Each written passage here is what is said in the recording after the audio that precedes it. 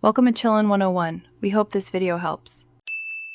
You start now, unplug the refrigerator, slide it away from the wall, and empty the cabinet so you can work safely. Once done, arrange certified refrigerant recovery. This protects you and the environment and avoids legal trouble.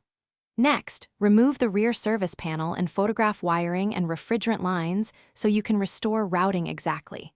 Then label connectors and clip power leads. This prevents mistakes. Finally, unbolt the compressor mounting brackets and prepare tools. Wrench set, brazing kit or cutter, manifold. You now remove the old compressor. If lines are brazed, purge with nitrogen and carefully cut or braze them free while capturing oil for inspection. Once disconnected, unbolt the compressor and remove it. Pay attention to grommets and mounts so you reuse correct parts. Fit the new OEM-matched compressor and install a new filter dryer inline to protect the system. Make sure to purge lines with dry nitrogen during brazing to prevent oxidation, and seal all joints properly so the system can be evacuated and recharged later.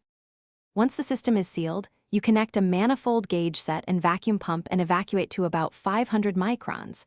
Hold that vacuum for 10 to 20 minutes to confirm there are no leaks. Then charge slowly with the exact refrigerant type and weight listed on the rating plate. This ensures correct pressures and cooling. After charging, restore power and monitor operating current, suction/discharge pressures, and cabinet temperature. If you hear rough noise or see high amp draw, don't ignore it. Use the troubleshooting tip below. Thanks for watching. Consider subscribing if we helped you.